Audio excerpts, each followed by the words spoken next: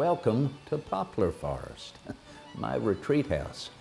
It's so named because of the abundance of poplar trees within this immediate vicinage. I refer to them as the Juno of the forest, the queen of the forest. Curiously enough, this entire acreage, well over 4,000 acres, was surveyed by my father, Colonel Peter Jefferson. And with respect to the two creeks that conflued through the property, the one forever being known as Tomahawk Creek, the other my father named for his sister, my Aunt Judith. It is called Judith Creek. So I was familiar with this property well before I met my future bride, Miss Martha Wales. Do you know that when Mr. Wales passed away, May of 1773, and I stood to inherit a great portion of his estate, oh, rest you assured, my marriage doubled my comfort. I inherited near 7,000 acres from my father, upward of near 75 enslaved. But when Mr. Wales passed away, 1/4 of his property was mine, 14,000 acres, upwards of nearly 100 enslaved. I set out that late summer, I think it was the early fall of 73, yes, it was September, to inspect my inheritance. I first came out here to Bedford County. At that time, Bedford had been a county of the colony for about 20 years. And this was very much the fringes of civilization. Well, it took but a short time for me to discover that this is indeed perhaps the finest of my inheritance from Mr. Wales. Oh, the soil of a rich composition, allowing one to cultivate ever the sweet smelling and tasting tobacco. And of course, that southern ridge that rolls along the northern part of the property provides the greatest sunlight throughout the year to cultivate this tobacco. I knew then that I must hold to this inheritance. And so it was that I had the opportunity to think about how I might improve the property in time. And that opportunity came somewhat unexpectedly. The early part of June, 1781. In fact, more precisely, Monday, June the 4th, the King's birthday. I was seated at my breakfast table at Monticello. It was the election day, the day that our Virginia House of Delegates would elect the third governor of the new Commonwealth of Virginia. Why in Charlottesville? Because our capital of the Commonwealth, Richmond, to which we had removed ourselves, let me see, it was there in the spring of 1780. We had to remove our capital immediately from Williamsburg to Richmond, and then we had to retreat from Richmond town as the enemy besieged that capital city. In the face of the enemy advance, we sought the far western reaches of the forest primeval, the hinterlands, if you will. And there we retreated to Charlottesville. We were seated at my breakfast table in order to discuss the proceeds of the day, how we would go about electing the third governor. It was certain I would not serve for a third term, 1 year at a time.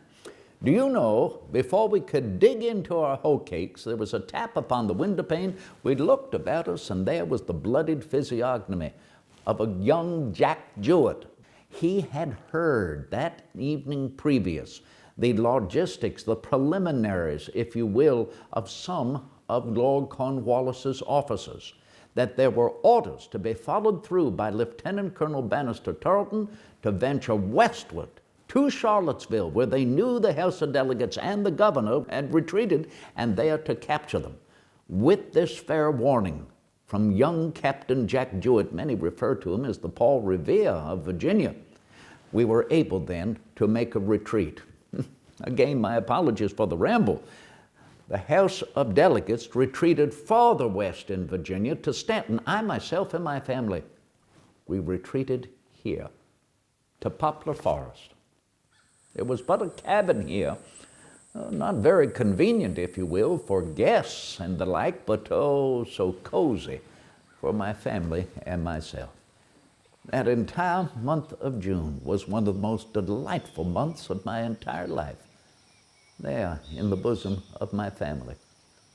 I realized then how important this property was and how I might delight to further improve it. So you can imagine that which continued to be a bright light in my life, that which continued to represent the essence of warm domesticity, was here, Poplar Forest, away from the turmoil of the world, all of the ancient conflicts, if you will, that were beset to man in the kingdoms of Europe and now our own here on this new continent. No, here's where I could retreat. Here's where I could seek solace. Here's where I could come in the company of my family and my best friends, where I could seek a hermitage, a seclusion, where I could engage very quietly and comfortably in reading and in writing, and most importantly, in thinking, reflection. It is but a 4-mile-an-hour world that I know, but no matter. Everyone needs the opportunity to escape the turmoil and the conundrums, if you will, of human activity, to escape, get away, and to be with oneself and with those they truly treasure and love.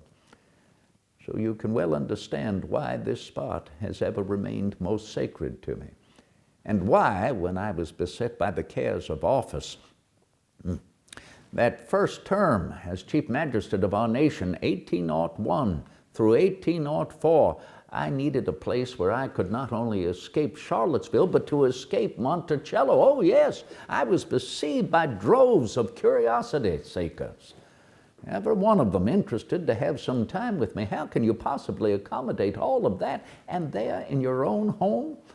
Oh, I remember so many that would want to come up and gaze through me, gawk, if you will, through my window panes. Oh, I acknowledged them, rest you assured, but there were some who were not so satisfied. I remember one lady, she tapped my window pane so hard she broke it.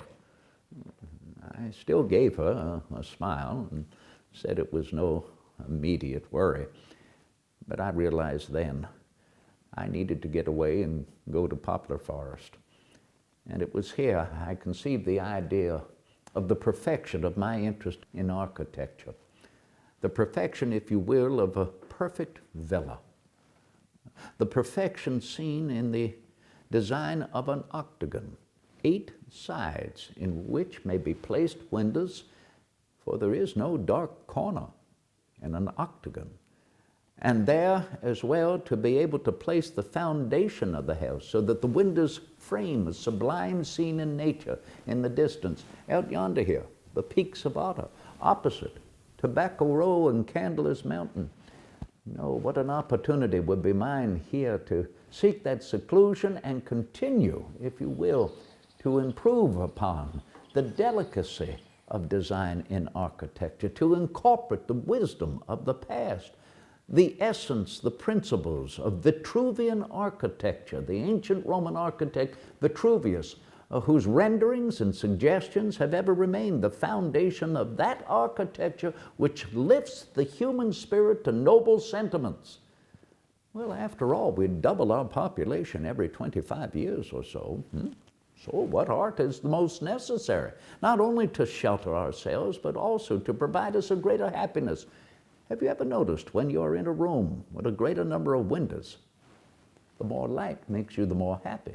Or in a room where the ceilings are tall and high, providing a greater animation of airs, do you not feel not only the happier, but the healthier? This is necessary.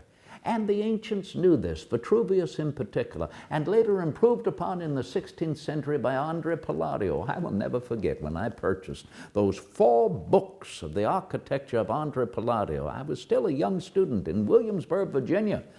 It has ever remained the Bible of that study to me. And so with his improvements in the 16th century, why not seek to improve it the further here in North America, upon a tabula rasa, particularly in Virginia, in order to incorporate these ancient designs to make not only for a greater beauty, but a greater comfort. That is the essence of the design of Poplar Forest. Very much, if you will, an architectural souffle, rising ever so delicately in all of its proportions, so correct, all upon one floor where one is at the greater ease, and yet never to neglect the basement as essential to the foundation, but also to a well-stocked wine cellar. Oh, I can assure you, yes, wine has become a necessity of life with me. It is a panacea for ailments, always conducive to good conversation. I'm never without it on the meal table, after, of course, we have finished the main dinner. Then the table furniture is removed, the carafe is put down, the glasses are poured, no more than 3 ounces. I ever take 2 glasses, that is the doctor's prescription. But when I am in the company of good friends, I treble that. I have the finest wines here at Poplar Forest, as I do at Monticello, but here, rest you assured, to be savored the more delicately and comfortably. And in my dining chamber, my salle de manger, where, if you will, there are no windows about the sides, no, rather above, a skylight. As I have completed it, the largest skylight in North America, 16 feet long, 2 feet wide. Can you imagine the sublime nature of an evening's repast with nothing but candlelight and moonlight? Oh, it is a place to which I hope you will have the opportunity to venture if you have not already. And if you have, then continue to do so, to encounter my improvements. So I am not finished. Hardly ever finished a work of architecture. I enjoy too much pulling down and building up. And so it is that I will continue here at my retreat house to welcome many of you as my friends, my intimate acquaintances, that you might enjoy observing the further improvements, the perfection of architecture. It is never finished, is it not? Neither is our work as Americans. Godspeed.